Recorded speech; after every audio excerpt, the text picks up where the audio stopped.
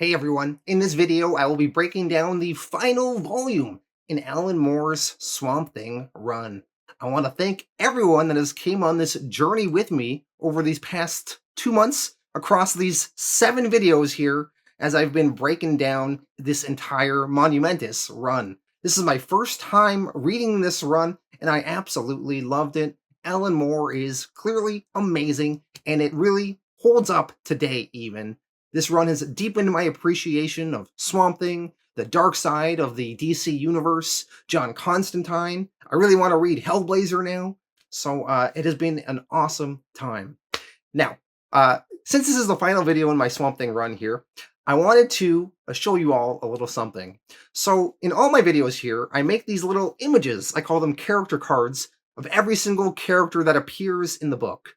Well, since this is the final video in my Swamp Thing coverage here, I want to show you all of the characters that encompassed these various videos here. So I have about 165 different images of all the characters that appeared in all of these videos. There's a couple duplicates in here of different alternates, and there are some images I didn't use, but just to show you the breadth of everything I covered here. All right, let's dive into this final volume now, see if Alan Moore sticks the landing. Last we saw Swamp Thing, last volume, he was in space, and now he is going to be trying to come back home. Let's dive into it now, the final volume of Swamp Thing by Alan Moore. Swamp Thing Volume 6, written mostly by Alan Moore, but a little bit by Rick Veitch and Stephen Bissette. Art by Rick Veitch, John Totleben, Alfredo Alcala, Stephen Bissette, and Tom Yeates. Colors by Tatjana Wood. Swamp Thing Volume 2, Issue 57, Mysteries in Space. Before we get into this issue, I need to tell you a little bit about the hero Adam Strange, as well as the planet Rann, as Adam Strange will be a major character in this volume. The planet Rann is 25 trillion miles away from Earth. The Rannians, in terms of outer appearance, seem identical to humans on Earth. However, their internal anatomy is slightly different. A series of atomic wars, nuclear wars, on the planet Rann has sent the planet into the Dark Ages. Countries have degenerated into warring city-states, and ambient radiation left behind from the wars rendered most of the male populace sterile. The citizens of Rann came close to the brink of extinction. Rann's greatest scientific genius was a man named Sardath, and he invented something called a Zeta Beam. The Zeta Beam was initially created to communicate with other worlds across vast distances, but due to high levels of radiation in the beam, it became a teleportation device instead. Sardath, he knew that his people were doomed if he did not do something, so he brought an Earthling to the planet to help. It was Sardath's hope that this Earthling would mate with his daughter Alana, and that the couple would produce offspring and begin to repopulate the planet. Beyond Rann's male sterilization problem, their planet also has a food shortage problem, as the atomic wars of their past have created vast blighted areas of desert where nothing grows. In many areas, food has entirely disappeared. So, one day, Sardath fired that Zeta Beam on Earth, and that is where it struck Adam Strange. Adam Strange first appeared in comics in 1958, in Showcase issue 17. Adam Strange was an archaeologist on Earth, and one day while working on a dig, he was struck by this Zeta Beam, and it transported him 25 trillion miles away to planet Rann. When Adam Strange arrived, he was shocked to find he was on this other planet in this Sardath's lab. He was freaked out a bit. However, he soon calmed when he was introduced to Sardath's beautiful daughter, Alana. Adam, he stayed with Sardath and his daughter, and over time, he became the planet's greatest protector. Alana and Adam eventually married, and they went on many adventures together all over this strange world. But each time, Adam would be transported back to Earth once the radiation in the Zeta Beam would wear off. But with Sardath's help, Adam would be able to track the Zeta Beam's next location and return back to Rann to all of his new friends and family. So that is kind of the status quo of Rann, Adam Strange, Sardath, and Alana as we head into this issue of Swamp Thing. Somewhere in the Australian outback, Adam Strange is running and trying to make his way to the next location where the Zeta Beam will hit Earth, so that he can return to Rann. As Adam approaches the location of where the beam will hit, he is surprised to see that, in the 3 years since he has last been here, a mall has been built over the coordinates of the beam. Adam, he rushes through the mall, trying to get to the part of the mall where the beam will strike. He deduces that the beam will hit in the men's washroom in a particular stall. Unfortunately, there is a problem. A male patron is in that bathroom stall reading a newspaper, and when Adam tells the man, "Hey, come on man, open up, I gotta get in that cubicle," the man refuses to leave. I mean, he's in the middle of shitting. Adam breaks open the bathroom stall and grabs the man and throws him aside. Adam then goes into the stall, and he did this just in time, as the Zeta Beam then shoots down and hits Adam and transports him away. The man who was in that bathroom stall is terribly confused. Adam is transported by the Zeta Beam trillions of miles across space. As his consciousness is nearing the planet Rann, Adam Strange collides with Swamp Thing. Swamp Thing last issue was on this blue planet, and Swamp Thing let his body die and jumped his consciousness into the void of space, hoping to reach another planet. Swamp Thing eventually came close to Rann, and that is where his consciousness and Adam Strange's collided. Adam Strange, thrown off balance from this, crashes to Rann's surface, quite painfully. He will be fine though, and luckily, Adam is found by his wife Alana. Alana loads Adam into the back of her vehicle and takes him back to the capital city of Thanagar. Adam Strange's knapsack was accidentally left behind when Alana retrieved him. His knapsack has the words, "Northwest Outfitters, Seattle, Washington, made in the USA," written on it. Nearby, Swamp Thing regrows his body on Rann out of a small red cactus plant that is there. So Swamp Thing has successfully made his way from the blue planet here to Rann. And as he is walking on Rann's surface, he discovers Adam Strange's knapsack left behind. He notices that it says it was made in Seattle. Swamp Thing is confused. He finds a jetpack inside of the knapsack. He wonders if maybe he's on Earth? He spots some footprints on the ground and begins to follow the trail. In the capital city of Thanagar, the scientist Sardath informs his daughter Alana that Adam Strange is doing better now and has recovered. Alana rushes off to see her husband. Alana runs to him lying in bed, and the two of them embrace. They talk for a bit. Alana eventually explains that her father, Sardath, is having a diplomatic meeting with some Thanagarians. So the two of them, they head off to go and join this important meeting.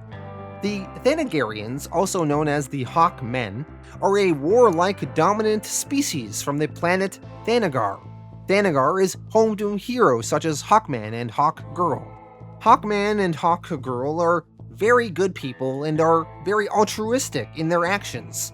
But most of the other Thanagarians are kinda dicks, obsessed with war. Thus, Adam Strange and Alana are suspicious of the Thanagarians' motives here, which is why they want to see how the talks with them go. The Thanagarians activate a translator device so that everyone can communicate together. The Thanagarians say that they are here to aid Rann in ending the famine that has beset its people on their planet. The Thanagarians say they have technology that will allow Rann to restore their irradiated environment. In exchange, the scientist Sardath has agreed to trade Thanagar some information on Rann's own technology, including the Zeta Beam. Adam Strange, listening to this proposal, is suspicious of the Thanagarians' motivations. Why would they need to know about the Zeta Beam? They are then interrupted by a messenger who warns them that Thanagar is under attack by a strange creature made of cacti. This cactus monster is actually Swamp Thing. Sardath asks Adam Strange, who is the protector of their planet, if he can go and deal with this monster. So Adam runs off to do so. Adam, before he joins this confrontation with Swamp Thing, he quickly shaves and grooms his hair using a Rannian device. He then changes his clothes and puts on his uniform.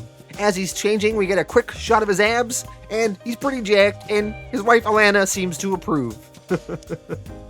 Adam, he then kisses his wife and leaves to battle Swamp Thing. Meanwhile, Swamp Thing, he's walking around. He's not trying to fight anyone, he's just attempting to talk to them.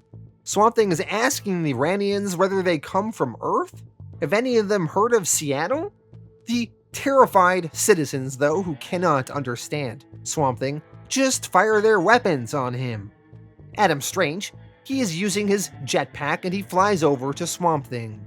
He is slightly annoyed that he has only just arrived on Rann, and all he really wants to do is make love to his wife, as he has been away from her for months. But instead, he has to deal with these monsters. Adam is also annoyed because the Rannians seem to demand that he be their personal errand boy, and then they mock him behind his back for being human, not like them, and they expect him to bail them out whenever there is trouble. Adam, he is so annoyed and distracted by these thoughts, especially his horniness and desire to bang his wife, that he doesn't bother trying to reason and talk with Swamp Thing. So when he finally arrives, he just opens fire on Swamp Thing and shoots him in the back. Swamp Thing retaliates by growing pods on his body, which expand out and then shoot spines at Adam in defense. Adam jumps and flies around Swamp Thing. Eventually, he aims and shoots Swamp Thing's head right off. Adam, he then straps his jetpack to Swamp Thing's body and blasts Swamp Thing high into the air. And then Adam Strange shoots the jetpack, causing it to explode, and Swamp Thing seemingly dies in an explosion in the sky. Adam, with his work now done, saving Rann, he heads back home to his wife, and that night they finally make love. Afterwards, Adam, he fails to fall asleep that night, so he wanders out onto the balcony, and he happens to notice Sardath arguing with the Thanagarians further. They are speaking on the roof of Sardath's home. Adam, he can't hear them that well, but he makes out the phrase Zeta Beam once again. After their meeting, Sardath, he looks distraught at having to strike what seems like a regrettable deal with the Thanagarians. But Sardath, he is so desperate for help and for the conditions on Rann to improve that he will make whatever deal he can. Elsewhere on Rann, Swamp Thing manages to regrow his body after his confrontation with Adam Strange. As Swamp Thing is walking around, he finds himself near a statue of Adam Strange. The statue indicates that Adam is an Earthman. Swamp Thing, he looks happy, and he wonders that maybe Adam Strange may be his ticket out of here and home.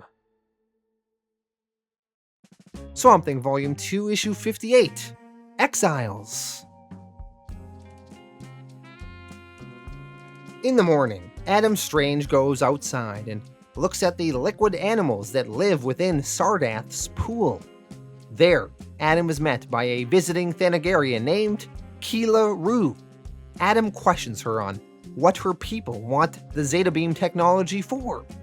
Keela tries to give the impression that their assistance is essentially a selfless gesture. They only want to know about the Zeta Beam to satisfy their own curiosity. Adam questions her professed noble intent. Keela, she then talks of Adam Strange and asks, "You sneer? What price do you exact for killing Rann's monsters? You have their princess? A life of glamour and prestige, unimaginable upon your dreary planet Earth?" For this reason, she argues that Adam cannot take the moral high ground here. She then flies away saying, "Goodbye, Adam Strange. I shall see you at second noon, when Rann's elders vote upon our aid proposal."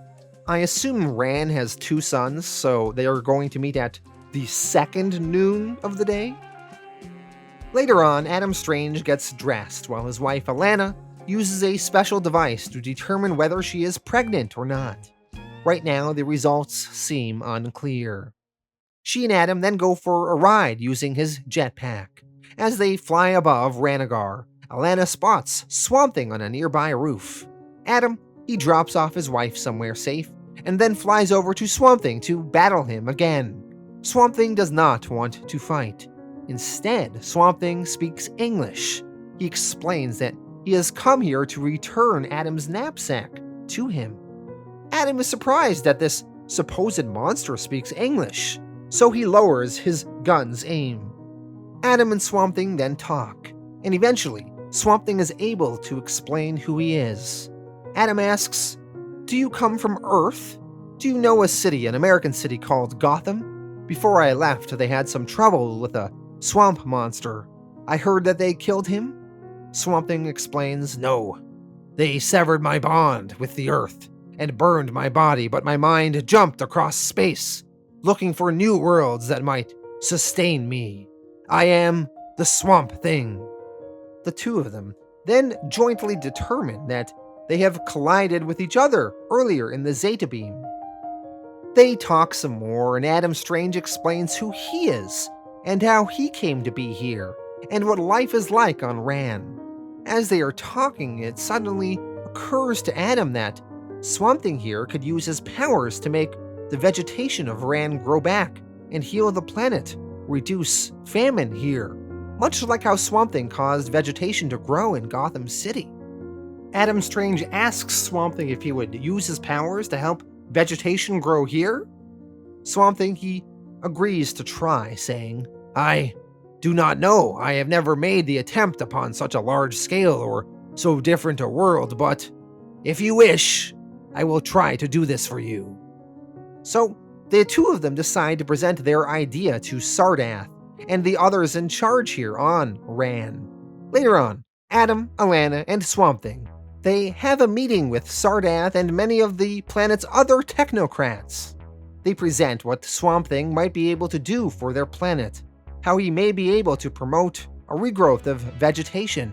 Sardath and the other technocrats hold a vote, and they agree to accept Swamp Thing's aid instead of the Thanagarians' aid. The Thanagarians become visibly angry by this, as they had relied upon getting the Zeta Beam technology in exchange for their aid, and now Swamp Thing has ruined their plans. Swamp Thing afterwards goes into the deserts of Rann, and he reaches into the green on the planet. He is going to try and regrow the vegetation here. Swamp Thing, he explores the green on Rann. He doesn't find much green, mostly browns, oranges, and reds, autumn colors of a world approaching its final season. He reaches further into the green, and he does find some things deep below where the radiation is not yet penetrated. This may work. Just as Swamp Thing latches onto this, he gets attacked by some of the Thanagarians.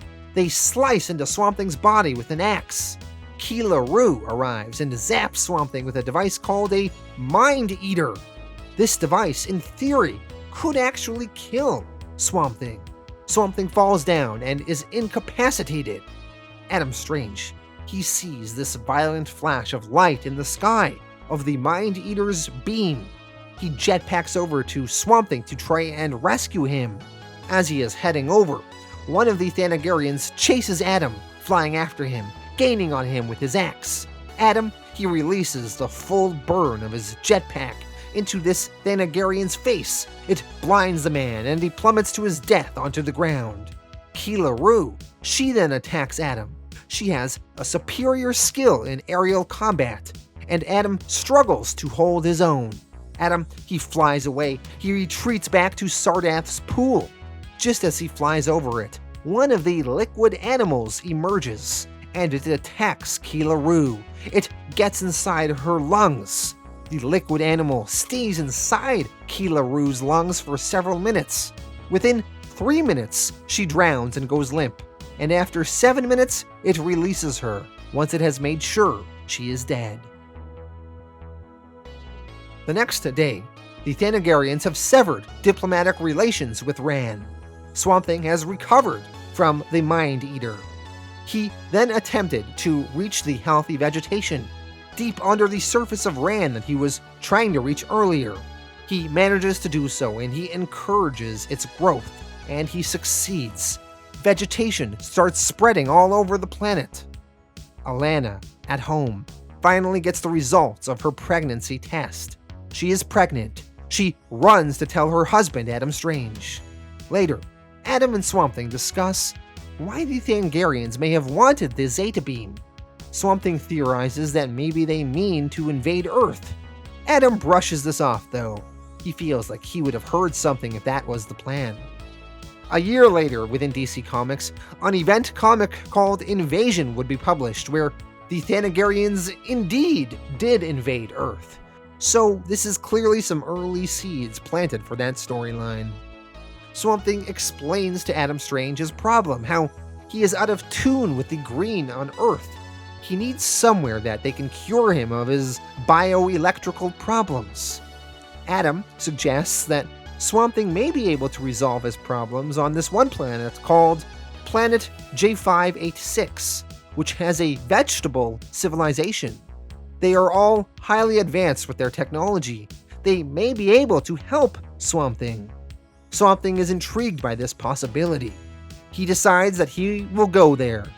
Before Adam is taken by the Zeta Beam back to Earth, Swamp Thing asks him to deliver a message to Abby. He asks Adam, "Could you deliver a message for me? A Louisiana woman named Abigail Cable. Tell her I'm alive and that one day I will come home. Please tell her. It would do so much to bridge the light years between us." Adam, he promises to deliver this message. Swamp Thing, he then lets his body die and jumps into the void of space once again, leaving for planet J586. After Swamp Thing has left, Alana rushes outside and embraces Adam, exclaiming that she is finally pregnant. This is a very important pregnancy, because it will mean the first instance of birth on Rann in perhaps a decade. The two embrace happily. But then, the Zeta Beam kicks in, and Adam Strange is taken from his wife's arms and is transported back to Earth. Alana, she will be left here to raise their child by herself until the next Zeta Beam appears and Adam can come back. Swamp Thing Volume 2, Issue 59, Reunion. This issue was written by Stephen Bissette, not Alan Moore, but Moore did some of the plotting along with Totleben, Veitch, and Bissette. Down in hell, Anton Arcane is being tortured. Demons are playing rugby with his head. The demon referee calls halftime, and he warns Arcane that this has just been the slightest fraction of the torment that he will face down here in hell. He has done such terrible things that he is still accumulating interest on the debts he has to pay. The referee then decides to show Arcane how wronging his brother Gregory Arcane back in the day in the past allows Anton's sins to continue even in death. So we are now going to be checking back in on Gregory Arcane, aka the Patchwork Man. Gregory Arcane was the brother of Anton Arcane and the father of Abigail. We last saw him way back in Swamp Thing Volume 1, Issue 3, which was published in 1973. So it has been 14 years since the Patchwork Man has appeared in a comic book. Gregory Arcane, he was a businessman living in the Balkan Mountain region of Eastern Europe, where he raised his daughter, Abby, as best he could as a single father. He became the target of neighbors who considered him an unfit father, and one day they took away his daughter, and Gregory wandered into a minefield, and he got blown up in that minefield. And Gregory's mad scientist brother Anton Arcane gathered up the pieces of Gregory's body and sewed them back together. And through sorcery, Gregory was resurrected as the misshapen Patchwork Man. For years, Gregory was imprisoned in Anton's dungeons until eventually he was freed by Swamp Thing. Last we saw the Patchwork Man in Volume 1, Issue 3, he fell from a cliff, saving Abby and giving her to Swamp Thing, and we kind of assumed that he died, but it turns out he is still alive.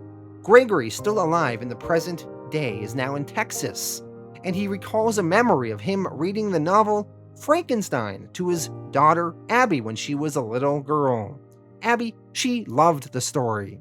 This memory, it feels so real to Gregory. It is like he is living it right now. He's imagining that this is happening right now. Abby, she did not like the ending to Frankenstein, and she asks her father if she could hear a happier version where the monster doesn't die at the end. Gregory, he attempted to come up with such an ending. His memory then gets interrupted, though. Nearby, some men notice Gregory playing with Abby, and they run away in horror.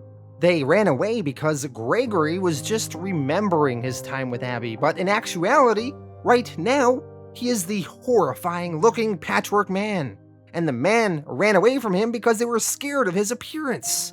And what the Patchwork Man imagined was Abby was actually just a pile of rags.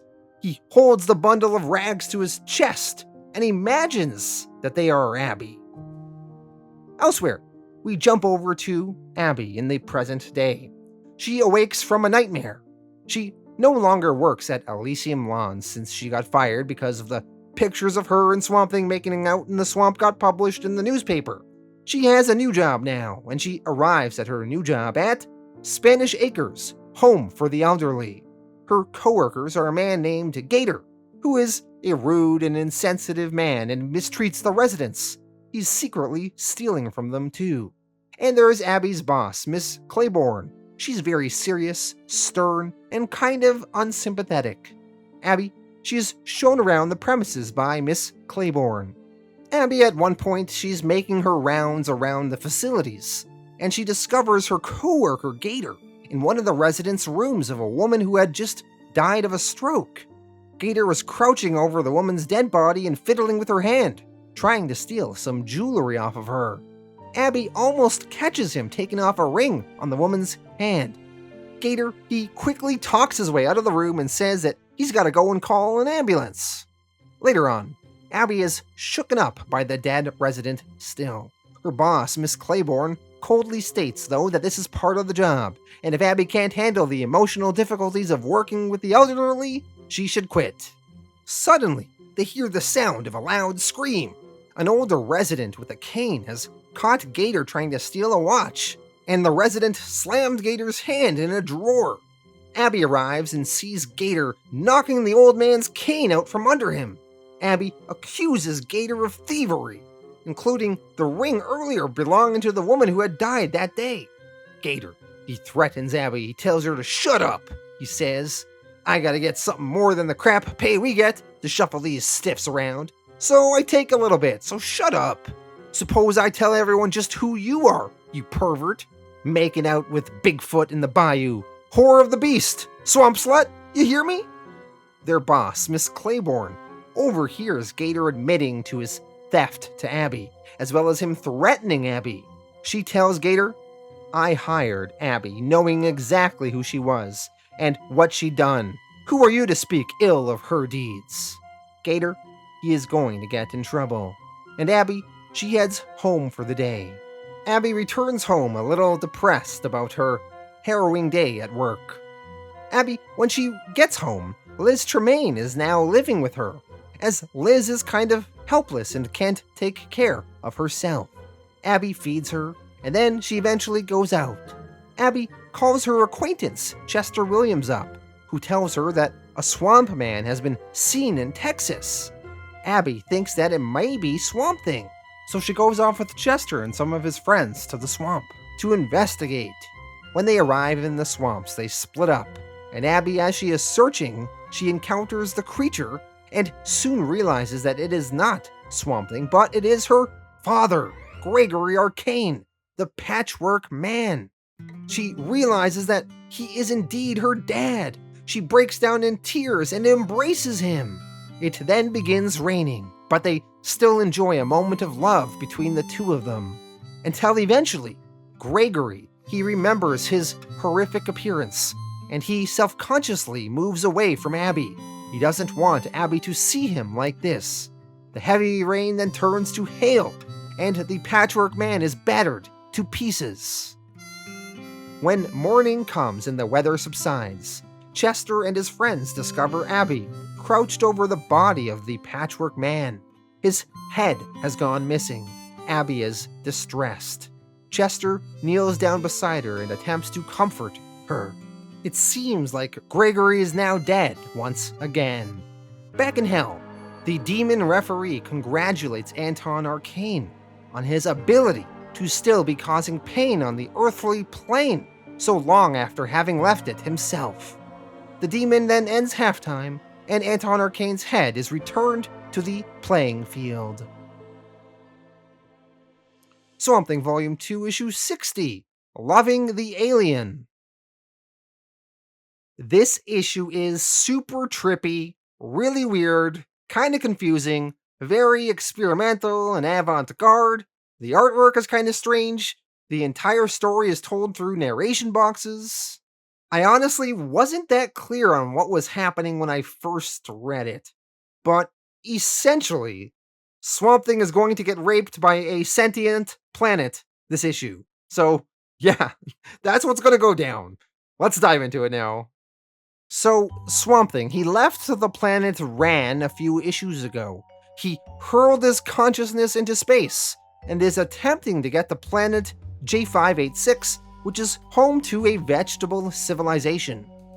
Along the way, though, Swamp Thing finds himself on another planet, made up of a biomechanical living entity known as Technus. Technus is part metal, is described as having a nuclear core, drone cities, solar windmills, pools of mercury, time towers, microchip soil, cables, etc. It kinda sounds like Technus is like a hybrid living cyber planet. Technus has apparently been floating out there in space for years as a planet, waiting for a suitable mate. All of those whom Technus encountered in the past were incompatible with its body. Their flesh was not like her flesh. So she ended up killing them and absorbing them into her body like food. Eventually, after years of waiting in the darkness of space, Swamp Thing's consciousness arrived on Technus. Technus became aware of Swamp Thing's intelligence as he arrived on her.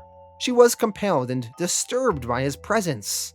Swamp Thing then began generating a body for himself out of Technus's own body. So Swamp Thing's body is now like the planet he is on. Swamp Thing eventually becomes frightened though, and he runs, and he attempts to flee this planet and try to jump back into the void again and continue on his journey. But Technus tracks his movements across her surface. As Swamp Thing is about to let his body die and jump his consciousness out of here, hoping to escape the pull of Technus, Technus does not allow this to happen. Technus has been waiting for years for someone like Swamp Thing to come. She refuses him to leave. As Swamp Thing is about to get out of here, Technus uses something called a time tower that is on her surface to perform something called a chronofracture, which reverses time. She reverses time to the point where Swamp Thing had just arrived on her. Everything plays out just as it did the first time when Swamp Thing arrived, except this time Technus is ready for him. And Swamp Thing, he once again attempts to escape here and prepares to run, but Technus's engines surround Swamp Thing and trap him in. Technus's cables reach out and wrap around Swamp Thing's limbs. She then uses her platinum arms to reach out and cut open Swamp Thing from his throat down to his abdomen. Technus then stabs into the wound it created, beginning their union. Swamp Thing starts screaming. Technus plays soothing sounds to drown out Swamp Thing's screams. Technus narrates what she is doing as such. The noise that he made was distracting and might perhaps have spoiled the intimate and romantic ambience of our impending union. Therefore, I modulated my voice and commenced an audio loop of soothing sound patterns with subsonics that charmed and stupefied the recipient. After a few moments, the screams became low moans and he grew limp upon the torture harp of wire that held him. Hanging in submission, his struggles became gradually less frequent as concealed speakers whispered their anesthetic love songs.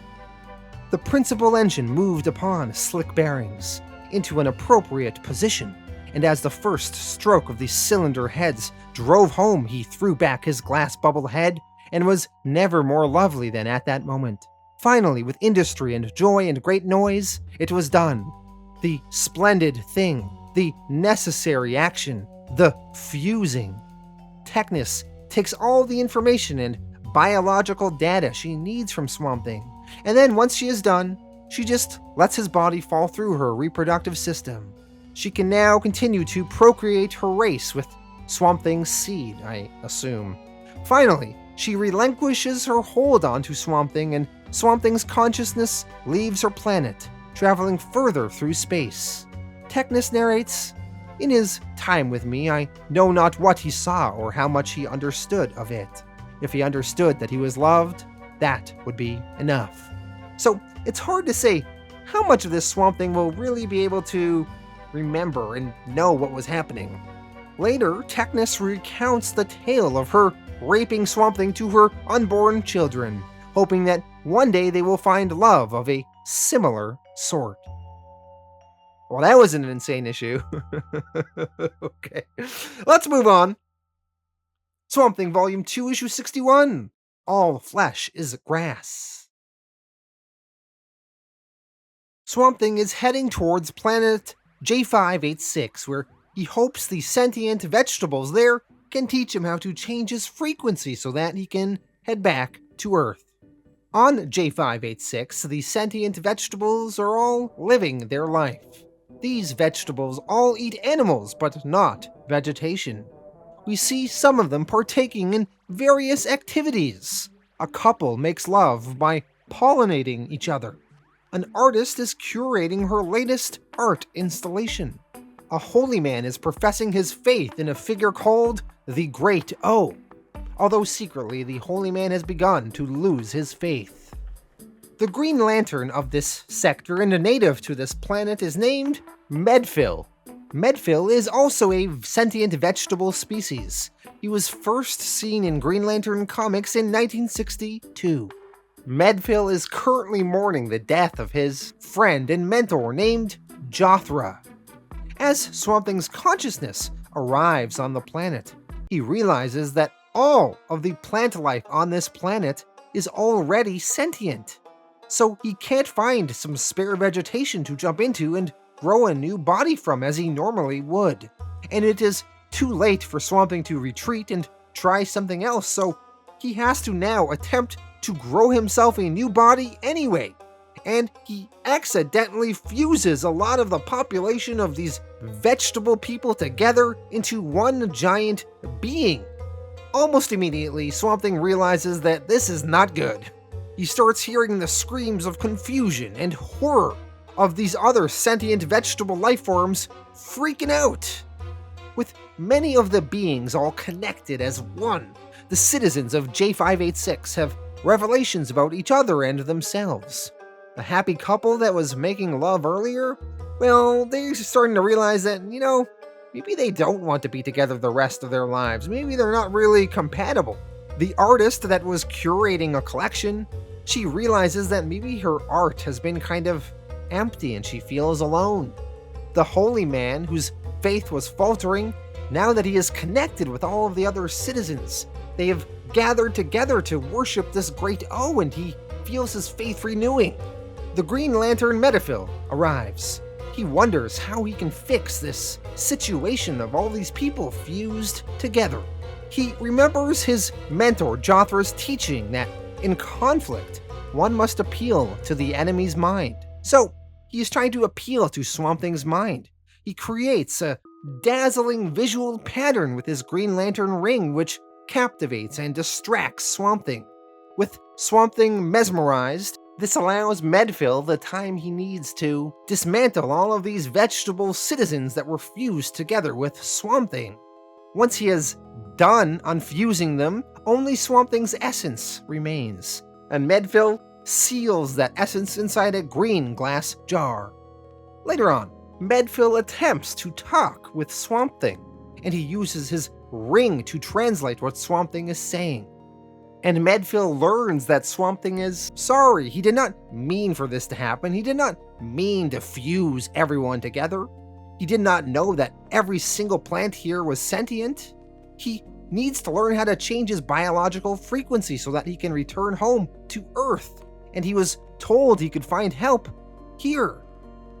Medfill agrees to teach Swamp Thing what he needs to know. However, Swamp Thing is going to need a body in the meantime to take over for now.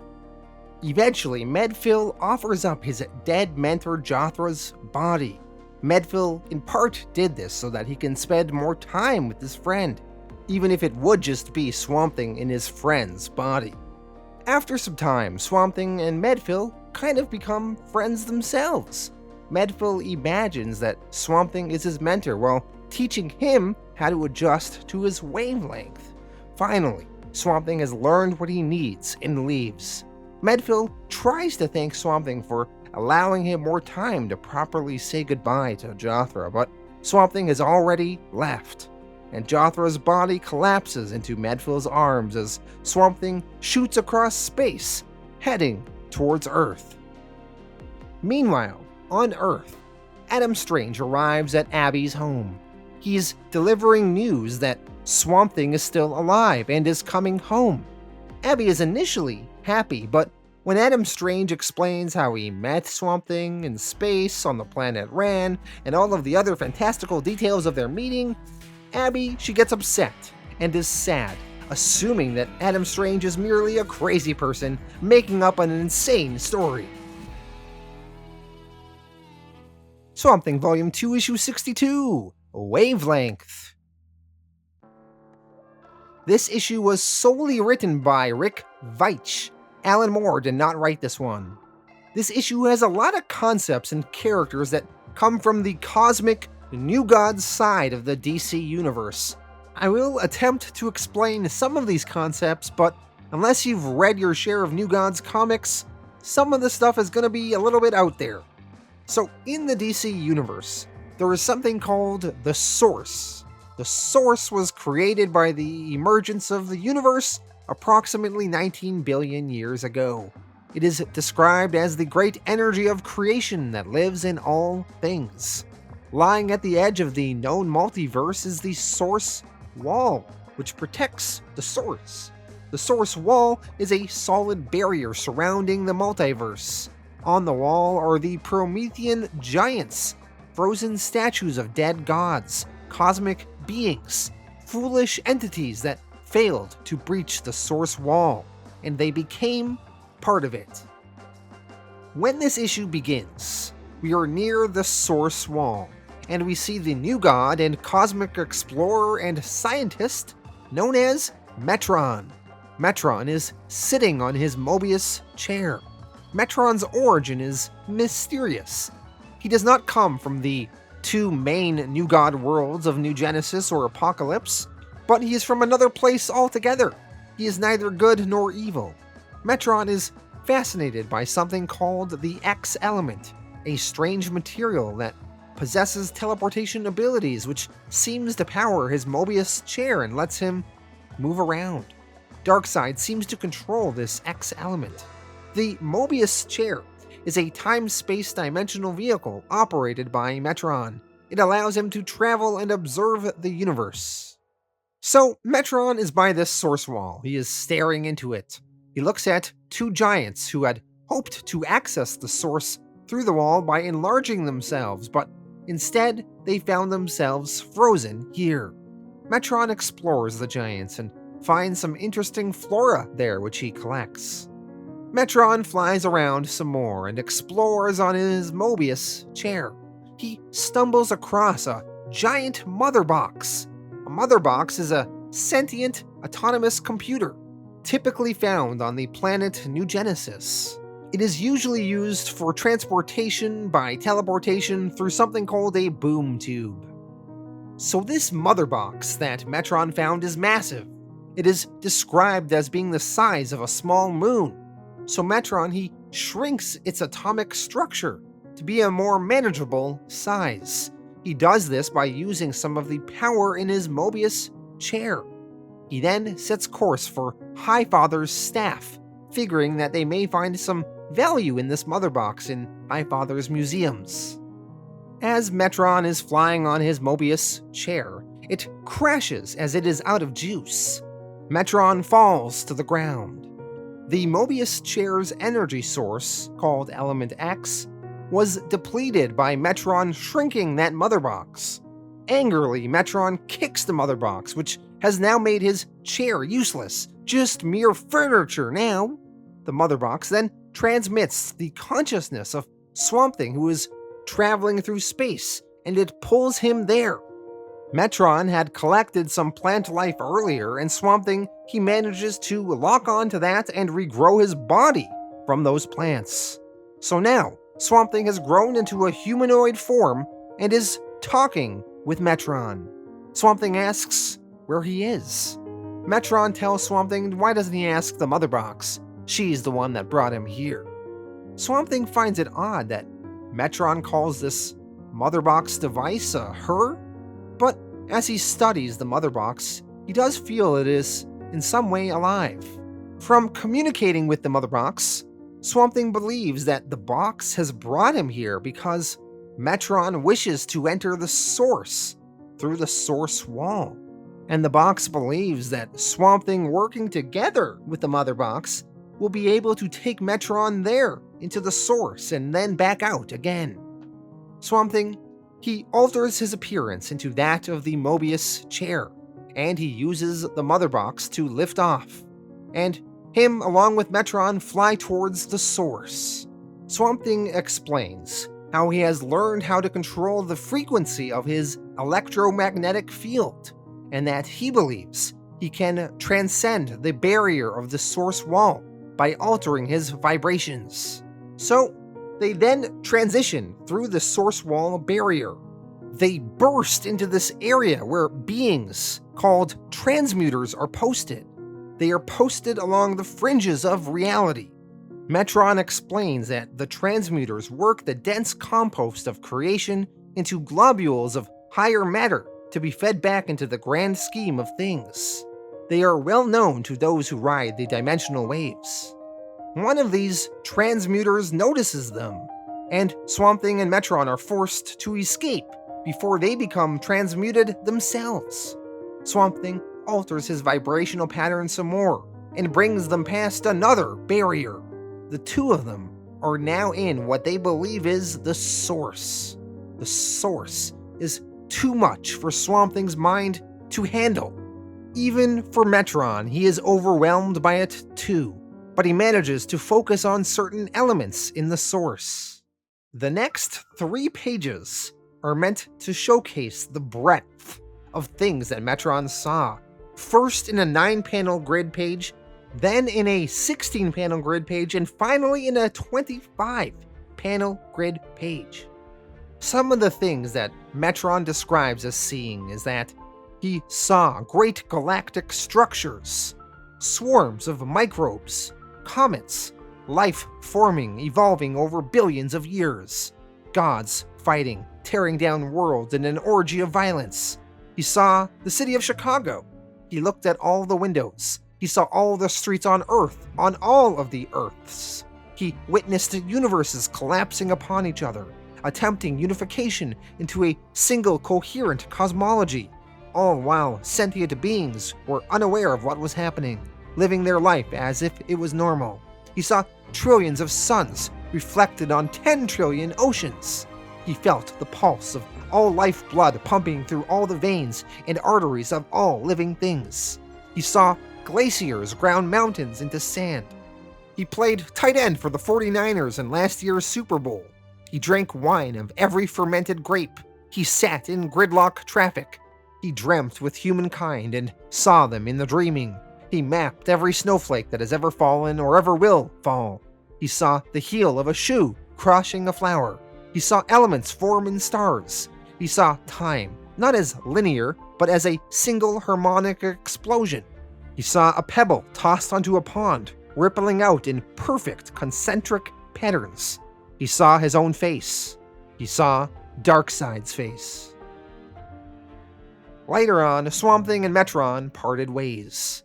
Metron, he then visited Darkseid, and Metron recounts the tale of what he saw in the source to Darkseid. Darkseid just laughs, telling Metron, "By my brow, Metron, you academic chicken, you've not entered the source at all. The transmuter hoodwinked you into an Aleph. Alephs are points which one can observe all other points in time and space. They are considered parlor tricks to any sorcerer worth of his trade. You've spent too much time trying to unravel the physics of reality, Metron, and not paid enough attention to Cabal. Let me warn you, there shall be no room for intellectuals in the universe when Darkseid solves the anti-life equation." This information depresses Metron, as he had hoped to barter his journey through the source in exchange for the X element, the fuel for his Mobius chair. Even so, Darkseid wants to solve the anti-life equation and wonders if information about Swamp Thing's nature might be helpful to him and work on his formula. Metron explains Swamp Thing's nature and notes that Swamp Thing has already left for Earth. Metron says, I sensed he carried great power within him, an elemental power that operated perhaps on a planetary scale. Darkseid, curious, asks, "Yet you say he went mad. Tell me, what would cause one so powerful to lose his sanity so quickly, so efficiently?" Metron tells Darkseid it was what he saw when we entered the Aleph, sire.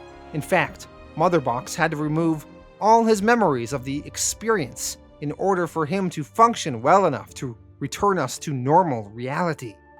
Darkseid inquires, "Then she would have a record of what the vegetable saw and felt while within the Aleph?"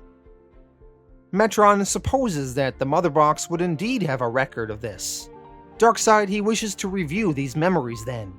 Darkseid from the Motherbox watches back a record of what Swamp Thing saw and felt when he was in this Aleph, and the record showed that Swamp Thing only thought of Abby.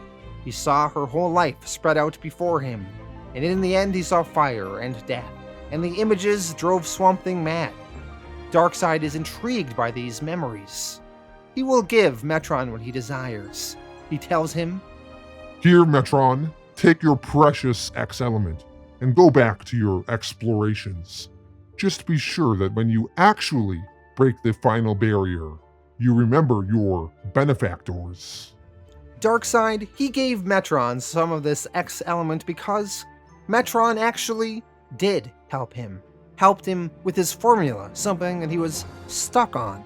Darkseid returns to his chalkboard where he is attempting to calculate the anti-life equation, and he realizes what he learned from watching Swamp Thing's memories of Abby, something he hadn't factored into the anti-life equation prior, something that he was not capable of anticipating. He had forgotten to add the element of love into the equation. He now begins reworking his calculations. Swamp Thing Volume 2, Issue 63, Loose Ends Reprise. Somewhere in Louisiana, Swamp Thing has finally returned to Earth from his adventures in space. Meanwhile, at the hospital, Abby visits her husband, Matt Cable, who is still in a coma. Back at Abby's house, Liz Tremaine is still not doing well. She is paranoid and scared, still suffering some PTSD from her time with Dennis Barkley. The doorbell rings. Liz answers it. It is Chester Williams. He asks if Abby is around. Liz invites Chester in. She tells him that Abby is at the hospital. Liz, she's feeling down on herself. She feels pathetic, that she relies on Abby too much. Chester reassures her, though, saying that she isn't responsible for the damage that Dennis did to her, and she's not pathetic, she's beautiful. She just has to mellow out a little. Chester, he then leaves to go to the hospital to meet Abby. When he is gone, Liz, she starts feeling a little bit better, a little bit more confident, taking comfort in Chester's words. She decides to take a bath, signaling that she is feeling a little bit better.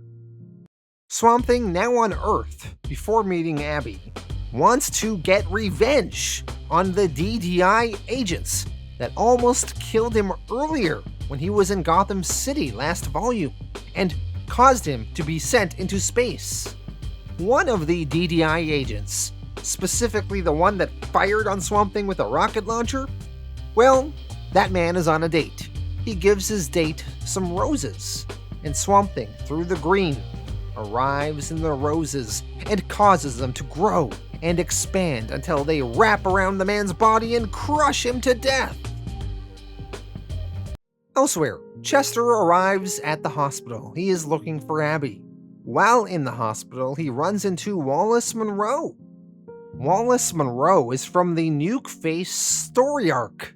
His wife, Treasure Monroe, she got really sick because she spent the night lying beside a Nuke Face, and now she's suffering from radiation poisoning. Chester met Wallace prior in Gotham City when Swamp Thing was there, so they know each other a little bit. Chester even gave Wallace one of Swamp Thing's tubers in a previous issue, and then Wallace gave it to his dying wife. Treasure, she seemed to have one last fantastic experience because of the tuber, but then she fell into unconsciousness.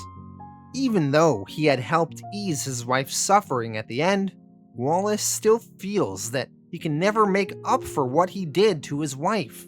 By working for the company that was dumping their nuclear barrels, it, in a roundabout way, affected his wife.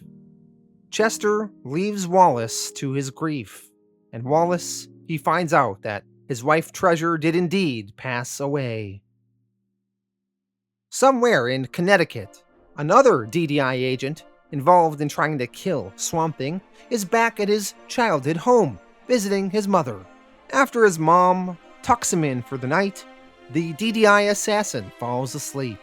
As he is sleeping, blossoms on a peach tree outside start floating off the tree and come in through the window. Eventually, Swamp Thing makes so many blossoms flow from that tree inside that the entire room becomes filled with these blossoms, and the man, he dies suffocating in that room. He is eventually found by his mother, coming to give him some cocoa. Back at the hospital, Abby is by her husband Matt, still in his coma. She realizes that there's nothing more between them, nor was there anything really for a long time before he went into this coma. As she leaves Matt, she finds Chester waiting for her outside. Abby suggests that they go for a walk in the swamps together. Somewhere else, another DDI agent is attacked by Swamp Thing.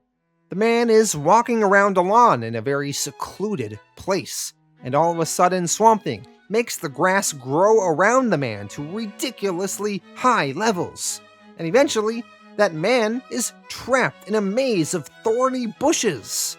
And that man will continue to be trapped in that maze for at least a week, where I assume he would die of starvation.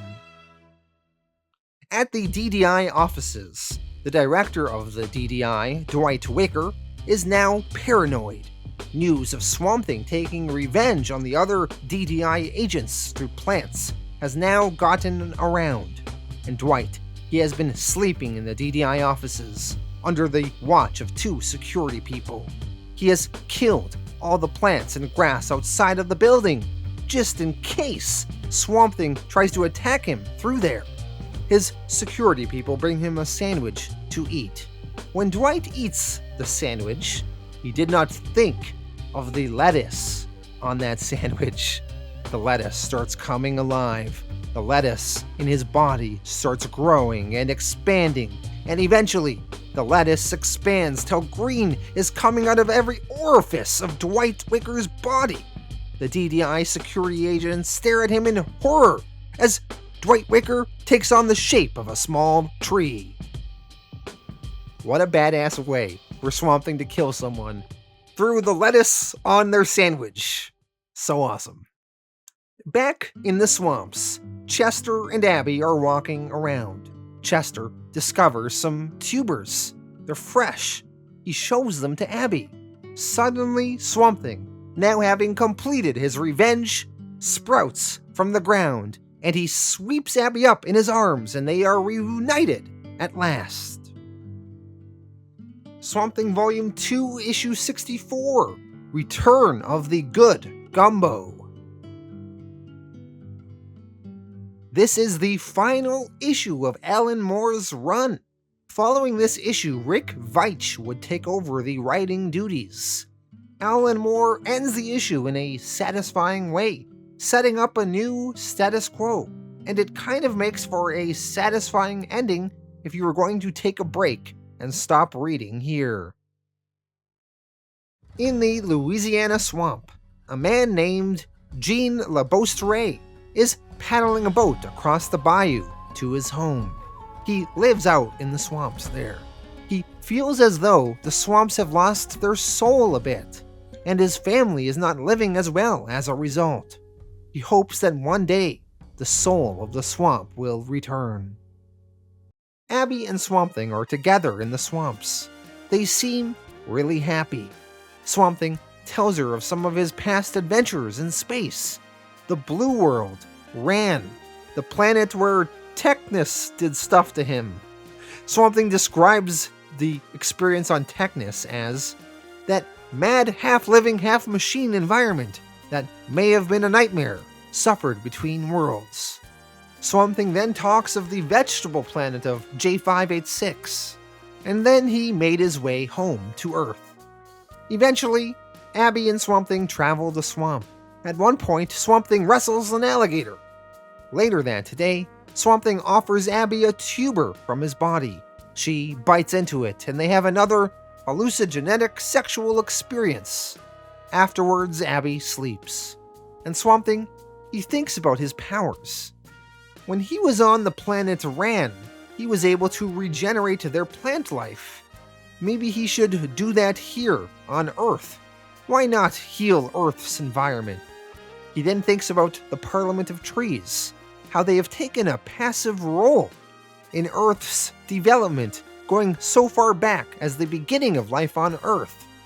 He then thinks that, if he did make plants grow more on Earth and feed the Earth's starving or grow back rainforests and barren deserts, the human population would just simply become dependent on him and rely on him to do it over again and again and again.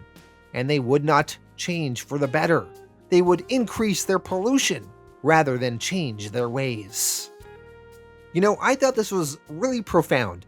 I was thinking about it, and Swamp Thing is totally right. If Earth had a Swamp Thing that could change the environment and counter the effects of global warming, for example, then humans would just be all the more ruthless in their damaging of the environment because they know that they would have a Swamp Thing there to fix things for them. Anyway, later on, when Abby is awake, Swamp Thing asks her if she wants to live here with him in the swamps forever, a place for them to retire together. Abby, she happily agrees.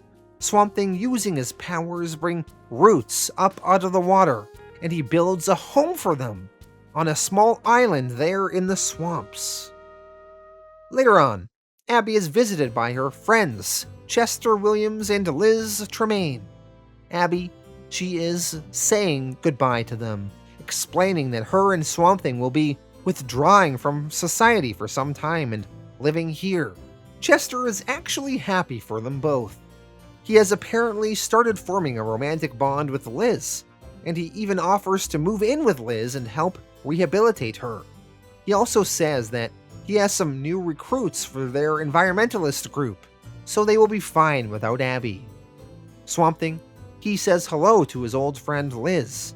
They hug.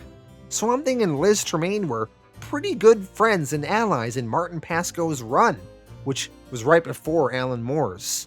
and this is their first meeting since Alan Moore took over. Liz asks Swamp Thing, "Alec Holland? I remember you. I wrote a book about you. It sold a lot of copies. Oh, it's so good to see you again." And Swamp Thing tells her, "You too, Liz. Your book was good. Perhaps you'll write another one someday." Liz says she doesn't know if she can. She asks, "Do you think I could?"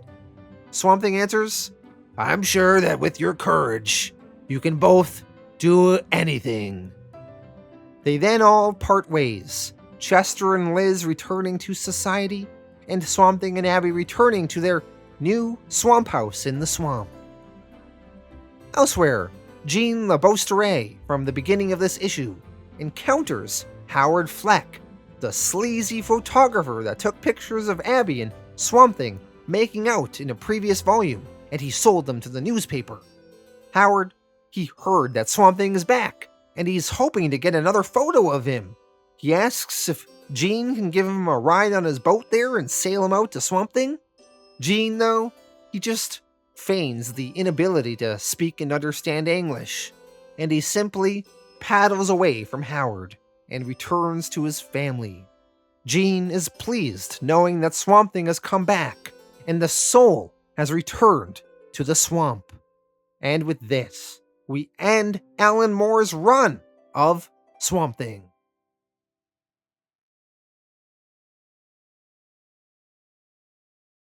Alright, so that was the final volume in this Alan Moore Swamp Thing run. Let me go through my thoughts on this one. So first, we had the 2-issue Swamp Thing on Rann storyline, where he meets Adam Strange, and there's some political espionage with the Thanagarians, and it was immense fun. I absolutely loved it. Swamp Thing working with Adam Strange, and coming to an agreement, and thwarting the Thanagarians' plans there. Absolutely great stuff.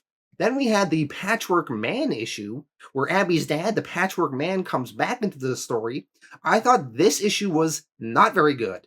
I felt it was really crowbarred in how the Patchwork Man came back into the story, and then he just kind of dies at the end anyway, so why even bring him back if you're not going to do something cool with him? So I thought this was a swing and a miss, this particular issue. Then we had the issue where Swamp Thing gets raped by the technoplanet Technus, and man, that was a weird one. It was a little bit weird to read, very avant-garde, a little bit hard to figure out what was going on, but I do have to give a round of applause for the concept, which I think is actually pretty interesting. But yeah, he really swung for the fences here, and it was fascinating. So yeah, I didn't love reading it because, like I said, it was avant-garde, but man, that was really something, that issue. We had the Vegetable Planet issue, which I thought was also really fun. Getting the Green Lantern metaphil into the story here. Great stuff. Then we had the whole Metron issue, which was also kind of fascinating, seeing Swamp Thing interact with that New God side of the DC universe, and it really went to some crazy places. The Source Wall, and seeing a whole bunch of stuff, and Darkseid coming into the story. So that was really cool stuff. And then finally, Swamp Thing comes back to Earth, and he gets revenge on the people that tried to kill him, all the various DDI agents and Dwight Wicker himself. And it was, of course, amazing, especially that final kill, where Swamp Thing gets at Dwight Wicker through the lettuce on his sandwich. Amazing. Loved it. And the final issue, Swamp Thing and Abby are reunited, and they're going to start a new life together in the swamps and live there. And it was kind of a happy ending in a way, to end Alan Moore's run. So really great stuff. I'm going to give this final volume an 8.5 out of 10. Thank you all for watching, and I'll be back in the future with more comics. And let me know your thoughts on the way this run concluded.